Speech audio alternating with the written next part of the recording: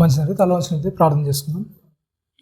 పరిశుద్ధ మహాగణుడా, మీ ఘనమైన ఉన్నతమైన శ్రేష్టమైన నామానికి కృతజ్ఞతలు స్తోత్రం చెల్లిస్తున్నాయన.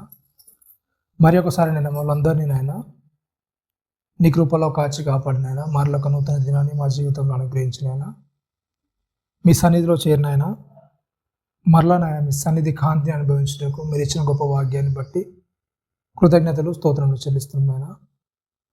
నీ విలువైన మాటల్లోనికి నాయన మేము వెళ్ళబోతుండగా మా హృదయాలను నాయన నీ వైపు త్రిప్పినైనా నీ విలువైన మాటలనైనా మా హృదయంలో ముద్రించుకొనగలుగుటకు వాటిని అనుసరించి మా బ్రతుకులు కొనసాగించగలుగుటకు అటు కృపను మహాద్భాగ్యాన్ని అనుగ్రహించున్నాను.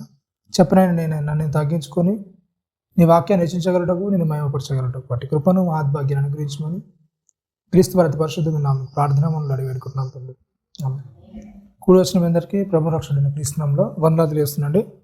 మంచిది. పోయిన ఆదివారం ఎక్కడ తమ్మున ఆపం గుర్తుందా?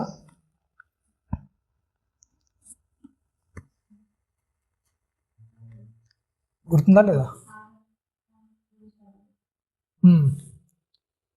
హాము వంశావళిలో ఒక వ్యక్తి గురించి చెప్పి ఆపేసాం. వాడికే ఎవరైనా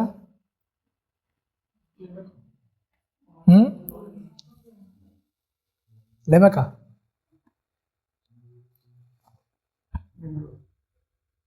ఎవరితో ఆపేసాం చెప్పండి? నిమ్రోత్తో మనం ఆపాం. ఓకేనా? రైట్. నిమ్రోత్తో ఆపాం. నిమ్రోత్తో ఎందుకు ఆపామంటే అక్కడ 8వ వచనంలో 9వ వచనంలో రాయించాడు. ఏంటంట? 10వ అధ్యాయం 9వ వచనంలో, ఆదికాండం 10వ అధ్యాయం 9వ వచనంలో ఏంటంట? ఫస్ట్ ఏంటంటే 8వ వచనంలో కొద్దిగా ఆయన గురించి కొద్దిగా కంక్లూజన్ అందిస్తుంది. ఏంటంటే చెప్పండి, ఆయన కూషు నిమ్రోదుని కను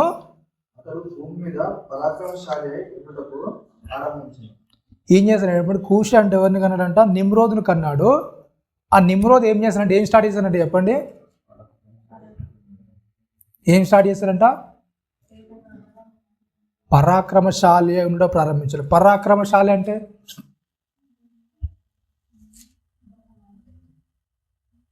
ఏంటండి? పరాక్రమశాలి అంటే ఏంటి? చాలా బలవంతుడు. అవునా? అట్లాంటి పదాలకు ఉపయోగిస్తారు. ఓకేనా? ఈ పరాక్రమశాలి అనే విషయాన్ని బైబిల్లో 3 సందర్భాలు ఉపయోగించారు. అంటే 3 వ్యక్తులకు ఉపయోగించారు. ఒకటేమో దావీదు పోటీ పడిన వ్యక్తి గొలియాతుకు ఉపయోగించారు. అలాగే ఆదికాండం 6వ అధ్యాయంలో చూస్తే నెఫీల గురించి కూడా ఈ యొక్క పరాక్రమము అనే విషయాన్ని గురించి ఈ పదాన్ని ఉపయోగించారు.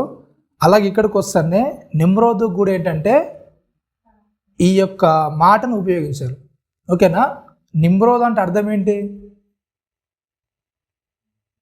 నిమ్రోద్ అంటే అర్థం ఏంటండి? క్రూరుడు. ఓకేనా? క్రూరమైన వ్యక్తి అనమాట. ఆ వ్యక్తి అతనికి పేరుకు తగ్గట్టే ఆయన ఏం చేశారంటే, ఎప్పుడైతే భూమి మీదకి వచ్చాడో ఆయన హృదయంలో ఒక ఆలోచన అనేది స్టార్ట్ అయింది. ఏం స్టార్ట్ అయిందంటే ఏంటంటే, భూమి మీద అతను ఏం చేశాడంటే చెప్పండి, పరాక్రమశాలిగా ఉండడానికి ఆయన హృదయంలో ఆలోచన వచ్చిందంట. ఏం చేయాలని చెప్పండి? ఆయన హృదయాల్లోనికి పరాక్రమశాలిగా ఉండాలి. అవునా కదా? ఒక వ్యక్తి పరాక్రమశాలిగా ఎప్పుడవుతాడు చెప్పండి? ఎప్పుడవుతాడు? మహాబలవంతుడికి ఎప్పుడవుతాడు చెప్పండి? ఏం చేస్తాడంట? అతడు యెహోవా ఏంటంట? పరాక్రమము గల వేటగాడు. ఏం చేస్తాడు చెప్పండి? ఒక వేటగా అంటే పరాక్రమం గల వేటగానిగా. పరాక్రమం గల వేటగాడు అంటే ఏంటంటే దేవుని దృష్టికి చాలా విరోధమైన వాడు. ఓకేనా? నిమ్రోద్ అనే అతడు దేవుని దృష్టికి ఏంటి చెప్పండి? విరోధం కలిగిన వ్యక్తి. అంటే దేవుని ప్రజలను అందరూ కూడా దేవుడేమో నా కొరకు బ్రతకాలని దేవుడు సపరేట్గా మరొక నూతన జనాంగాన్ని సృష్టిస్తే నిమ్రోదు స్టార్ట్ చేసింది ఏంటంటే దేవుని కొరకు కాదు. ఏం చేయాలి చెప్పండి? ఎంతవరకు మనం దేవుణ్ణి ఆరాధిస్తాం, ఇంకెంతవరకు మనం దేవుణ్ణి పూజిస్తాం. కాబట్టి ఏంటంట, భూమి మీద మనిషికి ఒక రాజు అనేవాడు ఉండాలి. భూమి మీద మనిషికి ఒక కట్టుబాటు చేసేవాడు ఉండాలి. భూమి మీద ఒకనికి కట్టడ ఇచ్చి ఆజ్ఞ ఇచ్చి చెప్పే విధంగా చేసే వ్యక్తి అని ఒకడు ఉండాలని ఏం చేశాడంటే చెప్పండి, భూమి మీద పరాక్రమశాలిగా ఏం చేశాడంటే అతడు కొనసాగించాడు. అవునా? పరాక్రమశాలిగా కొనసాగించాడు. ఏం చేశాడంటే అందరిని కూడా ఏం చేశాడు చెప్పండి, తన యొద్దకు తీసుకొని తనకి ఎవరైతే నచ్చరో అట్లాంటి వాళ్ళందరినీ కూడా ఏం చేశాడు, చంపడం అనేది ప్రారంభించేసి, ఆ హింస అనేది ప్రారంభించేసి అతడు ఏం చేశాడు, మహాబలవంతుడుగా ఎదిగాడు. ఓకేనా, రైట్. కొన్ని సందర్భాల్లో కొన్ని మాటలు మనం చెప్తే ఏం చేస్తామంటే, ఒక వ్యక్తి ఇలా చెప్తున్నాను తప్పు కనుక, ఒక వ్యక్తి రాజకీయాలకు వచ్చారనుకో, మనకి ఏముంటుంది చెప్పండి, వాళ్ళకు వెనకాల ఏముంటుంది చెప్పండి. అంటే ఒక గొప్ప వ్యక్తికి ఎదగాలంటే చాలామందిని ఏమంటారు, రౌడీ షీటర్లు, దాదాలు, గూండాలు అంటారు కదా, అవునా? ఇట్లాంటి వ్యక్తులందరూ ఎలా వస్తారు మరి, ఎలా వస్తారు చెప్పండి, ఎలా స్టార్ట్ అవుతారు వాళ్ళంతా కూడా, అవును కదా? చిన్నగా ఒక వ్యక్తి ఉంటాడు, తనకు కావాల్సిన వాళ్ళందరినీ కూడా ఏం చేస్తాడు, ఒక గ్యాంగ్గా చేసుకుంటాడు. ఆ గ్యాంగ్లో తనే నాయకుడు ఏం చేస్తాడు, అందరినీ కూడా బెదిరించి భయపెట్టి ఏం చేస్తాడు, తను ఒక గొప్ప వ్యక్తికి కనబడడానికి స్టార్ట్ చేస్తాడు. ఓకేనా, అయితే ఇది స్టార్ట్ చేసింది ఎవరంటే ఫస్ట్ ఎవరు చెప్పండి, ఎవరు స్టార్ట్ చేశారు, నిమ్రోదు. అవునా, ఫస్ట్ అంటే దాదాగిరి కానీ రౌడీజం కానీ, అలాగే ఒక గొప్ప వ్యక్తిగా నేను కనబడాలి, నన్ను చూస్తే జనాలు భయపడాలి అనే స్థాయిని స్టార్ట్ చేసింది ఎవరంట, నిమ్రోదు. ఓకేనా, నిమ్రోదు గురించి ఇంకా రాయిస్తూ చెప్తున్నాడు ఏంటంట, ఎలా అతడు స్టార్ట్ చేస్తాడంటే దాని గురించి 10వ వచనంలో కొద్దిగా వివరణ ఇస్తున్నాడు. ఏంటంట, షీనారు దేశంలోనే బాబేలు, ఏరేకు, అక్కాదు, కల్నే అను పట్టణములు అతని రాజ్యమునకు మొదలు. ఏంటంటే చెప్పండి, ఏం చేస్తారంట, ఒక వ్యక్తి బలంగా స్థిరంగా ఉన్నాడని చెప్పాలంటే ఏం చేయాలి చెప్పండి, ఏం చేయాలి? ఎవరన్నా మామూలు కట్టుకుంటే ఏం చేస్తారు చెప్పండి, తన కొరకు తను ఒక ఇల్లు కట్టించుకుంటారు, అవునా కదా? చాలా పని మంది పెట్టు. కానీ నిమ్రోద్ వస్తాను ఏం చేశాడు చెప్పండి, ఏం చేశారంట, పట్టణాలనే కట్టేస్తాడు. ఎందుకు, నా రాజ్యం అనేది బలపడాలి, నేనంటే ఏం చేయాలి చెప్పండి, భయపడాలి. కనుక ఏం చేశారు, కొన్ని పట్టణాలు కట్టించేసుకున్నాడు తన కొరకు. అంటే తన కొరకు ఏం చేయాలి, మనుషులు పని చేసే విధంగా ఏం చేశాడు చెప్పండి, కొన్ని పట్టణాలను కట్టించుకున్నాడు. ఏంటంట, సీనారు దేశంలోని బాబేలు, ఏరేకు, అక్కాదు, కల్నే అను పట్టణంలో అతని రాజ్యమునకు మొదలు. ఏం చేస్తాడు చెప్పండి, ఆయన రాజ్యాన్ని ఏం చేశాడు, ఏం చేశాడండి, నిమ్రోజు తన రాజ్యాన్ని తను ఏం చేశాడు, స్థాపించుకోవడానికి ప్రారంభించాడు.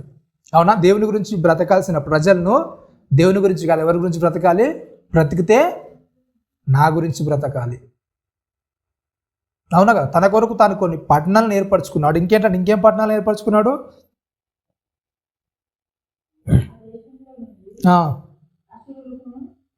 ఆ దేశంలో నుండి అశ్షూరుకును బయలుదేరి వెళ్ళి నినెవేను, రహోబోతీరును, కాలాహును, నినెవేకును, కాలాకును మధ్యనున్న రేసేనును కట్టించెను. ఇది మహాపట్నం. ఏం చేశాడు చెప్పండి, గొప్ప గొప్ప పట్టణాలను కట్టించుకుంటూ తన రాజ్యాన్ని అంతా కూడా ఏం చేశాడు చెప్పండి, విస్తరించుకుంటూ వెళ్ళిపోయాడు. ఓకేనా, అందుగురించే నిమ్రోదు గురించి సపరేట్గా 10వ అధ్యాయంలో ఆ హాము సంతానం ఏం చేస్తాడు చెప్పండి, నిమ్రోద్ అంటే దేవునికి వ్యతిరేకమైన వ్యక్తి. ఓకేనా, దేవునికి తిరుగుబాటుదారుడు. నిమ్రోద్ అంటే దేవునికి తిరుగుబాటుదారుడు, అలాగే క్రూరమైన వ్యక్తి అనే దానికి అర్థాలు వస్తాయి. ఓకేనా, ఈ విధంగా అతడు ఏం చేస్తాడంటే తన రాజ్యాలన్నింటినీ కూడా ప్రారంభించుకున్నాడు, తన రాజ్యాన్ని అంతా కూడా అతడు స్థాపించుకున్నాడు. ఇలా స్థాపించుకున్న తర్వాత 11వ అధ్యాయంలో చూద్దాం మనం.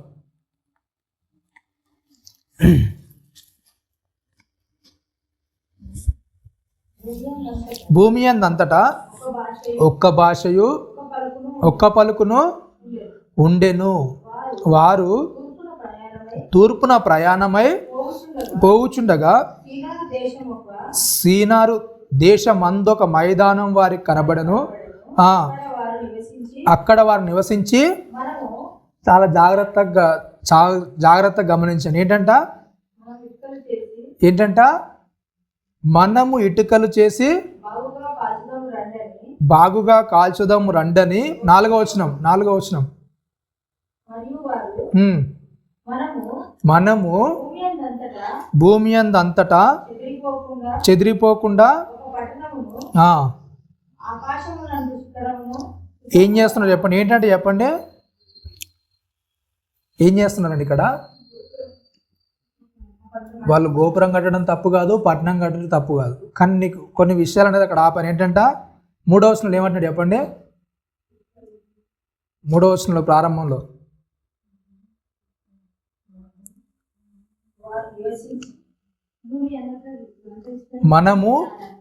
మనము ఇటుకలు చేసి, రైట్. 4వ వచనంలో మనము ఏం చెప్పుకుంటున్నారు వాళ్ళు? మీకు అర్థం కాలే ఇంకా. వాళ్ళు ఏమంటున్నారు ఒకసారి చూడండి. 3వ వచనంలో ఏం చెప్తున్నారు చెప్పండి? వాళ్ళు ఏంటంట? మనము. ఓకేనా? నెక్స్ట్ 4వ వచనంలో ఏమంటున్నారు చెప్పండి? వాళ్ళు మనము ఏంటంటే చెప్పండి. అవునా కదా? మీరు ఎప్పుడు అనుకోలేదు అట్లా? మేము, మనము అనేదానికి సంకేతం ఏంటిది? ఏంటి చెప్పండి? గర్వం. మేం మాత్రమే, మనం మాత్రమే. ఓకేనా? ఫస్ట్గా స్టార్ట్ అయింది ఏంటంటే గర్వం అనేది స్టార్ట్ అయిపోయింది వాళ్ళు. ఏమేమి చెప్పండి? గర్వం అనేది స్టార్ట్ అయింది. ఆ గర్వం అనేది ఎలా స్టార్ట్ అయింది ఏంటంట? మనము ఇటుకలు చేసి బాగుగా కాల్చుదాము రండి అని ఒకరితో ఒకటి ఏంటంట ఇలా చేసుకున్నారు. తర్వాత ఏంటంట? మనము భూమి అంతటా కూడా ఏం చేద్దంట? చెదిరిపోవద్దు. ఏం చేద్దంటే చెప్పండి? దేవుని ఆలోచన ఏంటంటే భూమి అంతటా కూడా మనుషులు ఏం చేయాలి? ఏం చేయాలి చెప్పండి? విస్తరించాలి. ఓకేనా? మన నోవాహు గారి సంతతి గురించి ఆలోచిస్తే అప్పటి వరకు అంటే ఈ బాబేలు గోపురానికి వచ్చే వరకు వాళ్ళు ఉన్న మంది ఏంటంటే 70 మంది. అంటే 70 మంది సంతానంగా మనం చూస్తాం అక్కడ. అంటే వాళ్ళ తరాల గురించి చెప్తుంటాడు కదా, అందులో 70 మంది పేర్లనే ఉంటాయి. ఓకేనా? రైట్. అయితే మనం చాలా వరకు అనుకుంటూ ఏంటంటే బాబేలు గోపురం నుంచి ఏమయ్యాయి చెప్పండి? భాషలన్నీ కూడా ఏర్పడ్డాయి. ఇప్పటికి సుమారు ఉన్న భాషలన్నీ 6000కు పైగానే భాషలనే ఉన్నాయి. ఓకేనా? మరి బాబేలు గోపురం నుండి అన్ని భాషలు వచ్చాయా?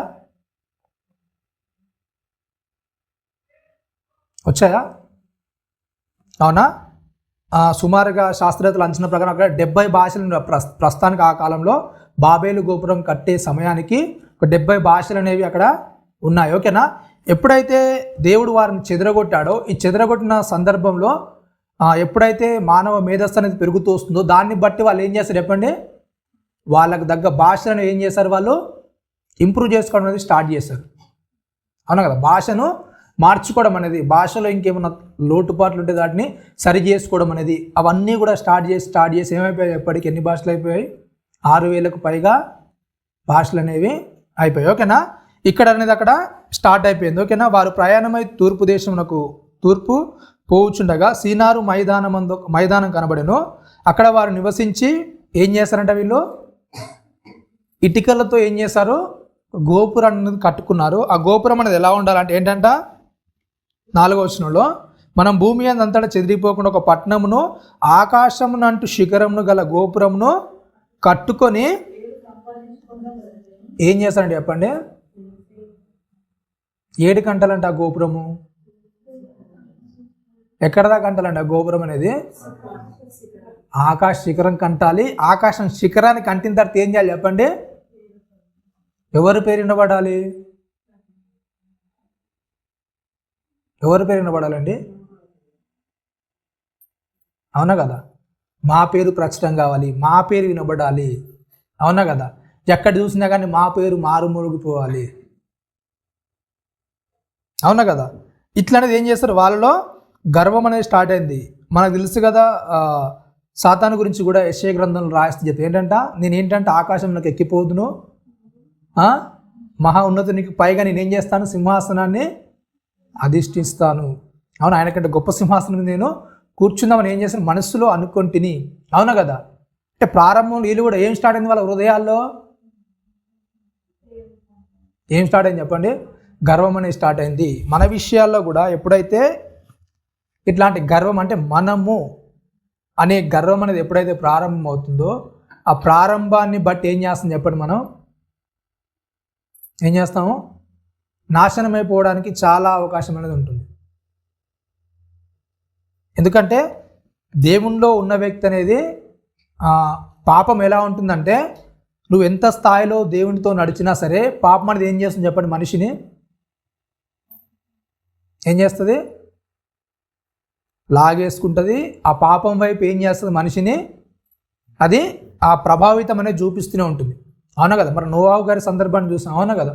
నోవాహు గారు 500 సంవత్సరాలు ఏం చేశాడండి? దేవునితో నడిచాడు, అంత బాగానే ఉంది. అవునా? ఎప్పుడైతే ఓడదిగి వచ్చాడో, ఓడదిగి వచ్చిన తర్వాత అతను చేసిన పని ఏంటంటే, మనమళ్ళు మనమరాలు వీళ్ళంతా స్టార్ట్ అవుతున్న సందర్భంలో ద్రాక్ష తోట ఏం చేశాడు చెప్పండి? ద్రాక్ష తోట వేశాడు. తాగాల్సిన దానికన్నా ఏం చేశాడు? అవునా కదా? అంటే దేవునితో నడిచిన వ్యక్తి, దేవునితో చాలా మంచిగున్న వ్యక్తి. కానీ ఎప్పుడైతే మీరు అనుకుంటారు ఏమిటంటే, చాలా వరకు మనం అనుకునేది ఏంటంటే, మన చుట్టూ పాపం ఉంది కదా, ఆ పాపం వల్ల మనం ఏం చేస్తాం చెప్పండి? ఆ పాపానికి అట్రాక్ట్ అయిపోయి మన చుట్టూ పాపాత్ములు ఉంటారు కనుక మనం ఏం చేస్తాం?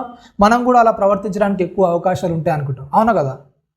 అలా అయితే మరి నోవాహు గారు వచ్చిన తర్వాత ఎవరైనా పాపాత్ములు ఉన్నారా? మరి ఉన్నారు లేదండి? పాపాత్ములు కొత్త సమాజం. అవునా కదా? నూతన జనాంగాన్ని ఏర్పాటు చేశాడు. ఆ తర్వాత కూడా ఆయన మనసు అనేది ఏమైపోయింది చెప్పండి? అవునా కదా? ఎంత గొప్ప వ్యక్తి అయినా, ఎంత ఉన్నతమైన వ్యక్తి అయినా, నేను దేవునిలో నడుస్తున్నాను అనుకునే వ్యక్తి కొరంథీ పత్రిక రాస్తే పౌలు గారు ఏంటంటే, తాను నిలుచున్నానని తలంచుకునేవాడు ఏం చేయాలంటే చెప్పండి? ఏం చేయాలంట? పడిపోకుండా జాగ్రత్త చూసుకోవాలి. ఎందుకు పడిపోకుండా జాగ్రత్త చూసుకోవాలంటే, మన ఆరంభం కంటే అంతం ఏం చేయాలి చెప్పండి? ఏం చేయాలి? కార్య ఆరంభం కంటే కార్యాంతం ఎలా ఉండాలి చెప్పండి? నువ్వు ఎలా ప్రారంభించావు, ఎట్లా ప్రారంభించావు కాదు, కానీ అంతానికి వస్తే నీ పరిస్థితి ఎలా ఉంది? అవునా కదా? నువ్వు ప్రారంభంలో బాగానే ఉన్నావు, ప్రారంభంలో బాగానే చేస్తున్నావు, కానీ నీ దశ అనేది పెరుగుతున్న కొద్దీ, నీ స్థాయి అనేది పెరుగుతున్న కొద్దీ, నీ కాలం అనేది గడుస్తున్న కొద్దీ నువ్వు ఎట్లుంటున్నావు? నీది ఆరంభం కంటే జరిగిన సందర్భం అంతా కూడా బాగుంటుందా? దేవునితో ఉంటుందా లేదండి? నీ ప్రారంభ సందర్భం కంటే ఆ ముగింపు సందర్భాలకు వస్తేనే, నువ్వు దేవునితో నడిచిన కాలానికి వస్తేనే నీ సంబంధం అనేది దేవునితో బలపడుతుందా, లేకుంటే ఇంకా బలహీనపడుతుందా? ఎట్లా అవుతుంది? అవునా కదా? అంటే దేవునితో నడిచిన వ్యక్తులైనా సరే, దేవునితో కలిసి ఉన్న వ్యక్తులైనా సరే పాపంలో పడిపోవడానికి ఏంటి చెప్పండి? చాలా అవకాశాలు ఉన్నాయి. అంటే ఒక మనిషిని బట్టి మనం చెడిపోం, కానీ మన హృదయంలో ఎప్పుడైతే కల్మషం అనేది ప్రారంభం అవుతుందో దాన్ని బట్టి ఏం చేస్తాం? మనం ఏం చేస్తాం చెప్పండి? ఆ తప్పుడు దారిలోనికి వెళ్ళే అవకాశం ఉంటుంది. కాకపోతే మనం చేసే నిందలు ఏంటంటే, అవతలోడు అలా చేయడం వల్ల, అవతలోడు అలా అనడం వల్ల, అవతలోడు అలా ఏదో సందర్భాన్ని బట్టి వాళ్ళ మీద ఏం చేస్తాం? మనం అపవాదు వేయడానికి సిద్ధంగా ఉంటాం తప్ప మన తప్పును మనం ఏం చేయము, ఒప్పుకోవడానికి సిద్ధంగా ఉంటాం. ఓకేనా? రైట్. అయితే ఇలా ఏమైందంటే, భూమి అంతటా కూడా ఏమైపోయిందంట?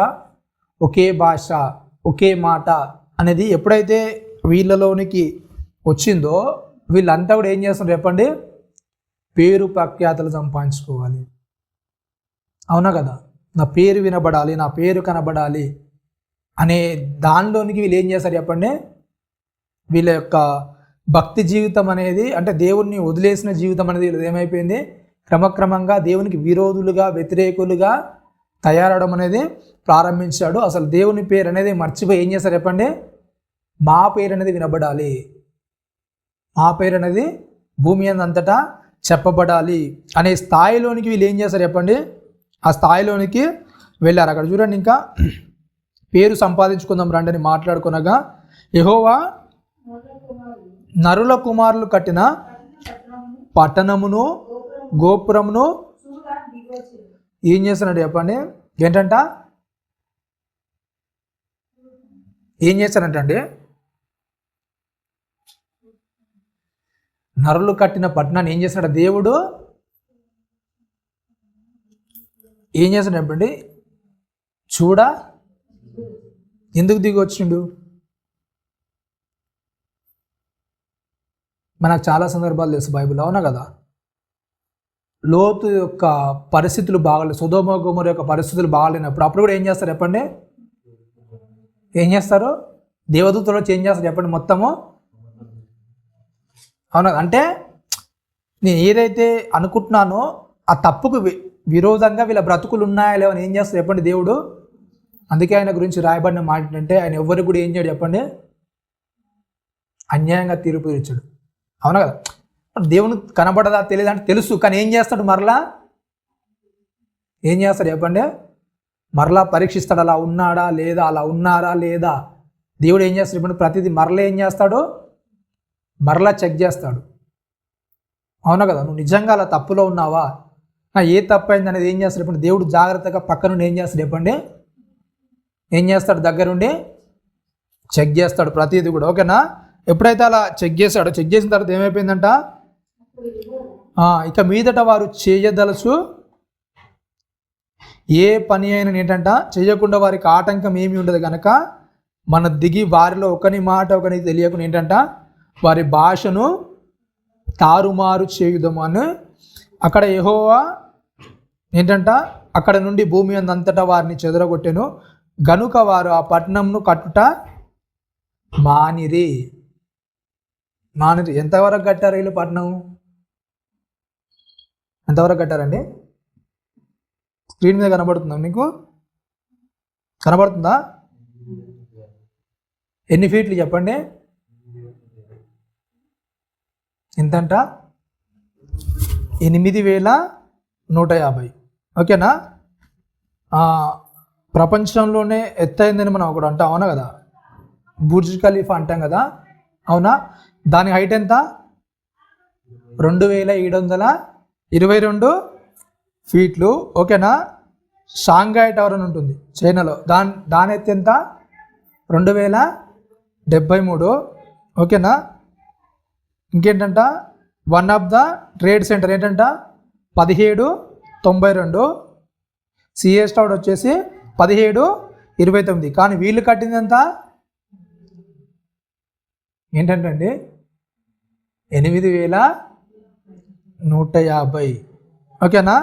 ఇంతవరకు ఏం చేశారు వీళ్ళు, కట్టారు. కట్టిన తర్వాత ఏం చేశారు చెప్పండి, అప్పుడు ఏం చేశారు, భాషలు తారుమారడం వల్ల, వాళ్ళది వరకు అర్థం కాకపోవడం వల్ల, ఒకటి చెప్పేది ఒకటి అర్థం చేసుకోకపోవడం వల్ల ఏం చేశారు చెప్పండి, ఏం చేశారు, ఆపేశారు. ఓకేనా. రైట్. ఎప్పుడైతే మనిషి లోపల నా అనే గర్వం అనేది ఎప్పుడైతే స్టార్ట్ అవుతుందో అది ఎక్కడి వరకు వెళ్తుంది చెప్పండి, ఎక్కడి వరకు వెళ్తుంది? ఎంతవరకు అన్నా కానీ మనిషి ఏం చేస్తాడు, దాన్ని తీసుకెళ్తాడు. ఓకేనా. మనలో ఒకసారి అహం అనేది స్టార్ట్ అయింది అనుకోండి, అది ఏం చేస్తుంది చెప్పండి, మనం ఎంతవరకు అంటే చస్తే వాడన చావాలి, లేకుంటే నేనని చావాలి, అవునా కదా. అంటే అంతవరకు వెళ్ళిపోతుంది. అలాంటి వ్యక్తులకి ఏమైపోయారు చెప్పండి, భూమి మీద ఆ షేము సంతానంలోని వంశం అనేది ప్రారంభమైపోయింది, అవునా కదా. అట్లాంటి దశలోనికి ఎప్పుడైతే ఒక మనిషి వెళ్తాడో వాని పరిస్థితి ఏమవుతుంది చెప్పండి, దేవుణ్ణి వదిలేసి దేవుణ్ణి పక్కకు పెట్టేసి అంతా కూడా ఏం చేస్తుంది చెప్పండి, నా అనే స్వార్థం అనేది పెరిగేసి ప్రతి దాన్ని కూడా ఏం చేస్తాడు,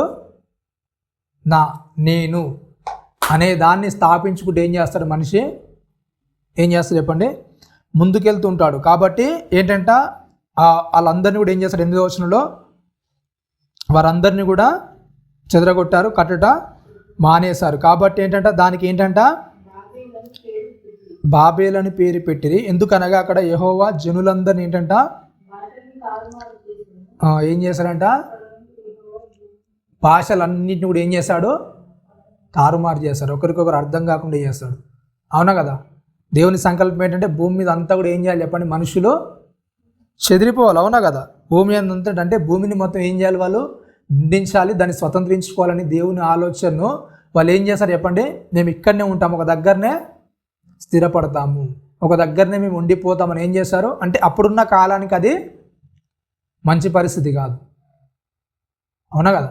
అప్పుడున్న కాలానికి అది మంచి పరిస్థితి కాదు. ఎందుకంటే ఆ కాలంలో భూమి అంతా కూడా ఏం చేయాలి, మనుషులు అనేది చెదరాలి, విస్తరించాలి. ఆ సందర్భంలో నేను ఇక్కడే ఉంటాను, నేను ఇక్కడే కట్టుకుంటానంటే ఆ పరిస్థితి అనేది కరెక్ట్ అయింది కాదు. కానీ ఏం చేశాడు దేవుడు, ఏం చేశాడు, వాళ్ళందరినీ కూడా ఏం చేశాడు చెప్పండి, చెదరగొట్టేసి ఆ పరిస్థితులు అన్నింటిలో కూడా ఏం చేశాడు, వాళ్ళని తారుమారు చేసేసి వివిధ ప్రాంతాలకు వాళ్ళని ఏం చేశాడు, చెదరగొట్టిన సందర్భాలు అనేది మనము చూస్తున్నాం.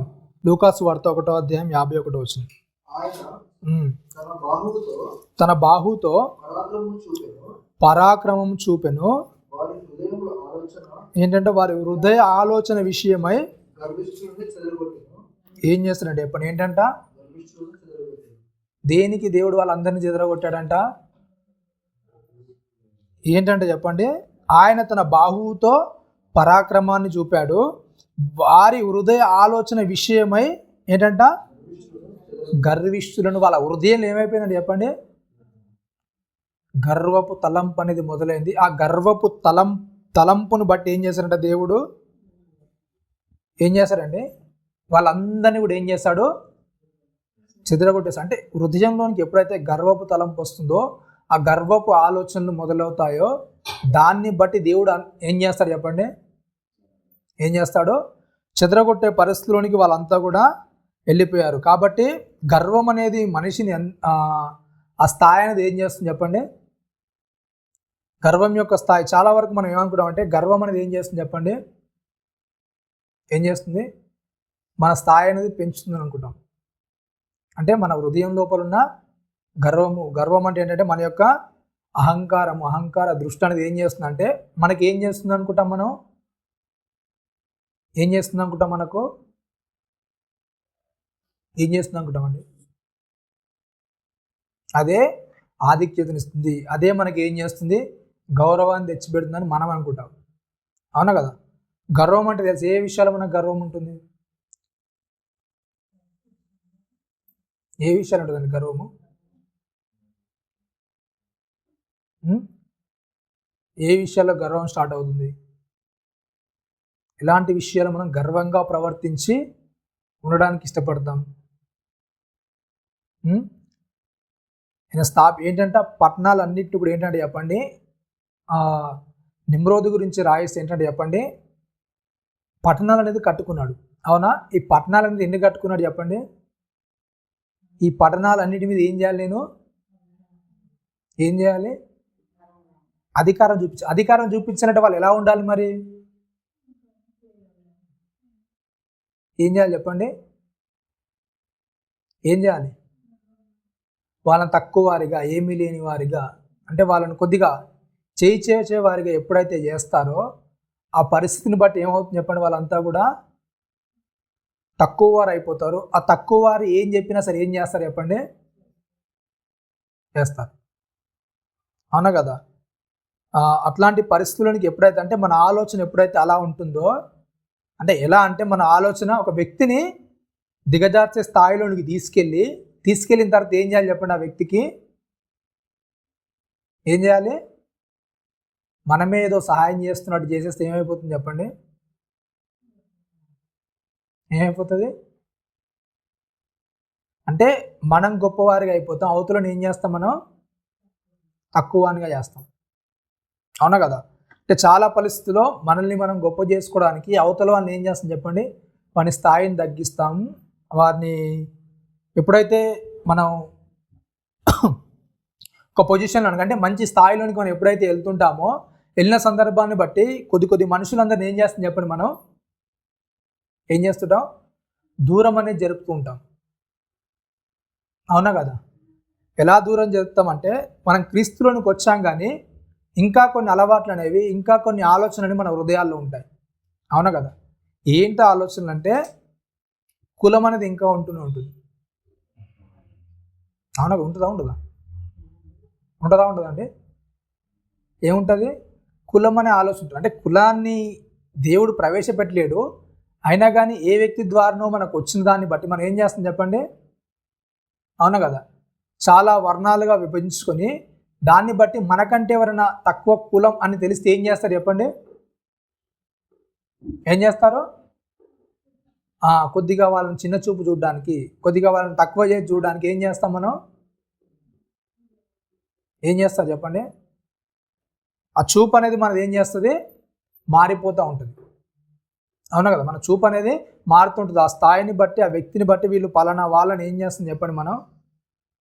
మన చూపు, ఆ స్వభావం అనేది మారుతుంటుంది. ఇట్లా ఎప్పుడైతే మన స్వభావం మారుతుంటుందో దాన్ని బట్టి మన హృదయంలో ఏం ఏర్పడుతుంది చెప్పండి? గర్వం అనేది ఏర్పడుతుంది. అంటే ప్రతి వ్యక్తిని మనం ఏం చేయలేమో సమానంగా చూడలేమన్నమాట. అవునా కదా? ఎప్పుడైతే అట్లా మనం సమానంగా చూడని పరిస్థితి ఉంటుందో, ఆ సమానంగా చూడని పరిస్థితి మన హృదయంలో ఏమవుతుంది చెప్పండి? చిన్న చిన్నగా గర్వానికి పునాది అవుతూ ఉంటుంది. ఓకేనా? ఒక వ్యక్తిని ఎప్పుడైతే మనము సమానంగా చూడలేమో, ఒక వ్యక్తిని మనం ఎప్పుడైతే మన తోటి సహోదరుని ఎప్పుడైతే మనము భావించుకోకుండా భేదాభిప్రాయాలు కలిగించే వారికి ఎప్పుడైతే ఉంటామో, ఆ పరిస్థితిని బట్టి మనం ఏం చేస్తాం చెప్పండి? దేవునికి వ్యతిరేకంగా మారిపోతాం. ఓకేనా? దేవునికి అనేది మనం వ్యతిరేకంగా ఏం చేస్తాం? మన యొక్క క్రియలు అనేది కొనసాగిస్తుంటాం అనమాట. అంటే చెప్పుకోవడానికి దైవ సంబంధులుగానే ఉంటాము, దేవుని ఎరిగిన వారుగానే ఉంటాము. కానీ మన క్రియల విషయానికి వస్తానే, మన హృదయ ఆలోచన విషయాలకు వస్తానే మనం ఏం చేస్తాం చెప్పండి? కొద్దిగా గర్వం అనేది మన హృదయాల్లో ఏముంటుంది? ఏం చేస్తుంది చెప్పండి? ఆ హృదయంలో దాచబడి ఉంటుంది. దాన్ని బట్టి మనం ఏం చేస్తాం? మన ప్రవర్తన అనేది చేస్తూ ఉంటాం. అవునా కదా? గర్వంగా మనం ఎప్పుడు కూడా ప్రవర్తించామో చెప్పండి? ప్రవర్తిస్తారా? ప్రవర్తించరా? ప్రవర్తించరండి? సామెతల గ్రంథంలో సొలొమోన్ గారు రాయిస్తూ చెప్తారు ఏంటంట? నాశనం ముందు ఏం చేస్తున్నాడు చెప్పండి? గర్వం అనేది నడుస్తుంది. ఓకేనా? ఎప్పుడైతే ఒక వ్యక్తి నాశనానికి వెళ్ళాలనుకుంటాడో, ఆ వ్యక్తి హృదయంలో స్టార్ట్ అయ్యే మూలం ఏంటంటే గర్వము. ఓకేనా? ఈ గర్వం గురించి ఏంటంటే నిమ్రోదు క్యారెక్టర్ని గుర్తు చేస్తూ చెప్తున్నాడు ఏంటంట? చూద్దాం, మరలా ఆదికాండంలోకి ఒకసారి వద్దాం.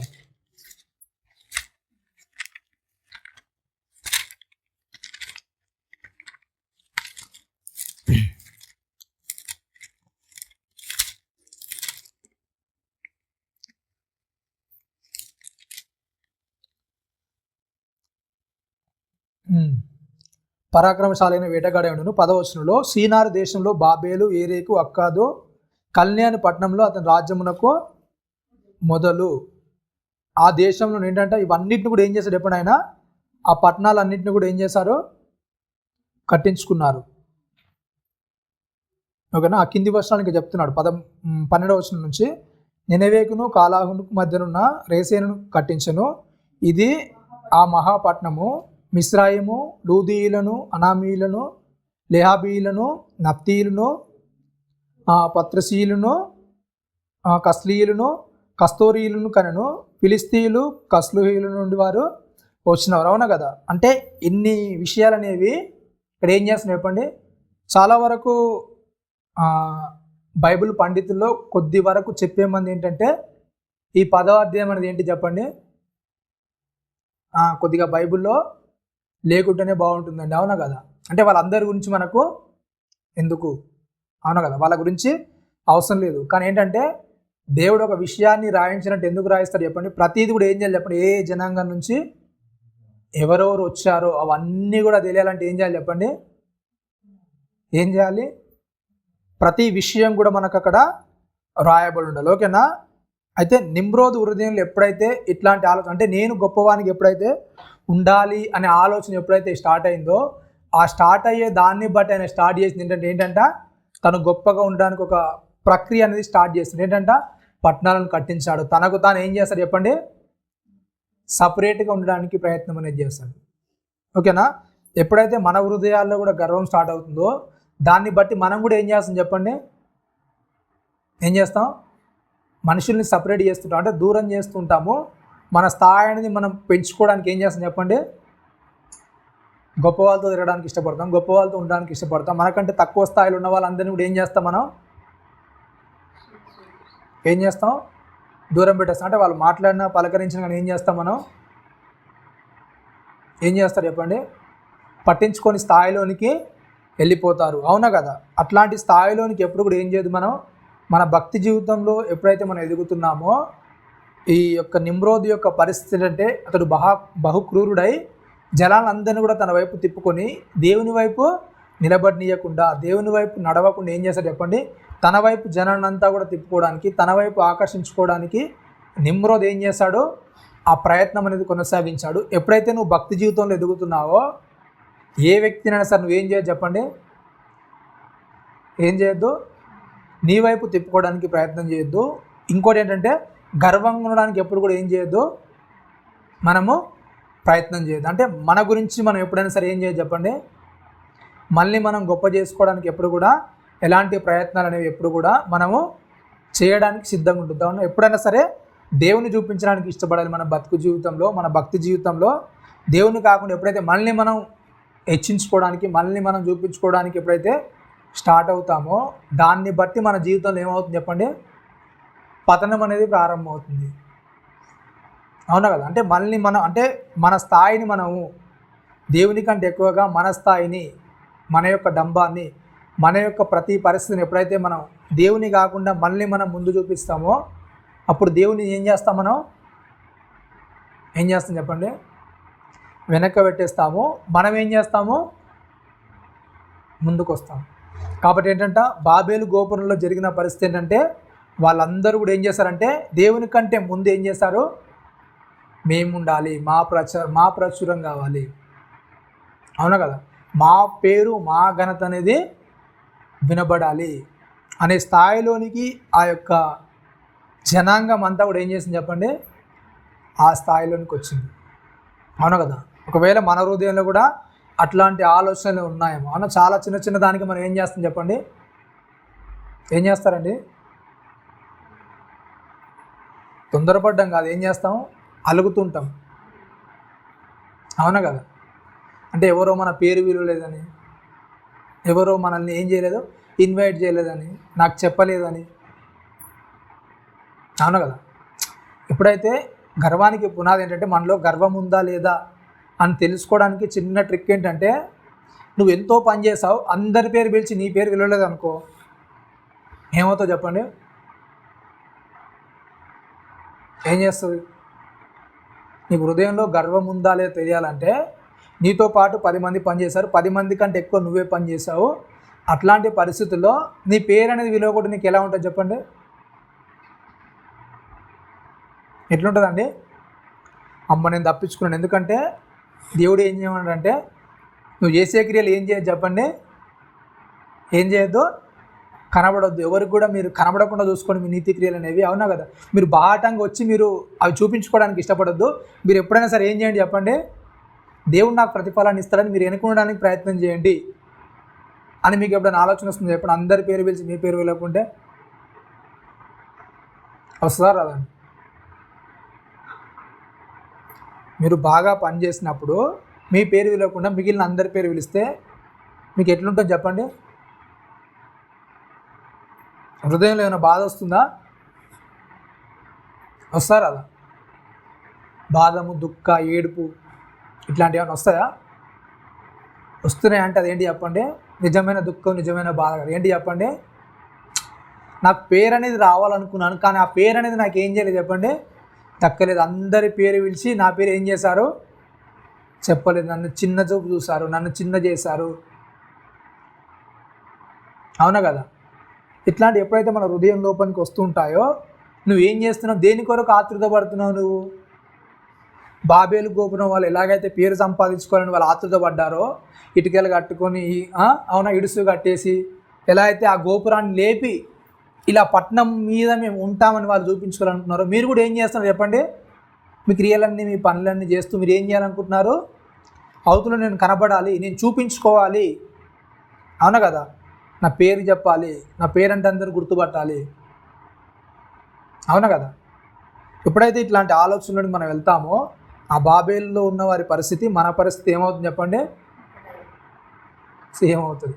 కాబట్టి ఏంటంటే ఆ గర్విష్ఠుల గర్వాన్ని ఏం చేస్తారు చెప్పండి, దేవుడు ఏం చేస్తాడు, అనుస్తాడు. ఎప్పుడైతే మన పేరు కొరకు మనం పాటుపడుతుంటామో దాన్ని బట్టి మన లోపల గర్వం పెరుగుతుంది. పేరు కొరకు కాకుండా ఎప్పుడైతే దేవుని కొరకు మనం బ్రతుకుతామో ఏమవుతుంది చెప్పండి, ఏమవుతుంది? మన జీవితం అనేది చాలా చక్కగా ఉంటుంది. మిగిలిన విషయాలు ఏంటి చెప్పండి, 10వ వచనం నుండి 11వ అధ్యాయం 10వ వచనం నుంచి ఆ విషయాల గురించి ఏమవుతుంది చెప్పండి, స్టార్ట్ అవుతూ ఉంటుంది. ఓకేనా? రైట్. ఏంటంటే అబ్రహాం యొక్క తాత గురించి, అబ్రహాం యొక్క నాన్న గురించి, అలాగే అబ్రహాము గురించి ఏమవుతుంది చెప్పండి, నెక్స్ట్ స్టార్ట్ అవుతుంది 11వ అధ్యాయంలోనే.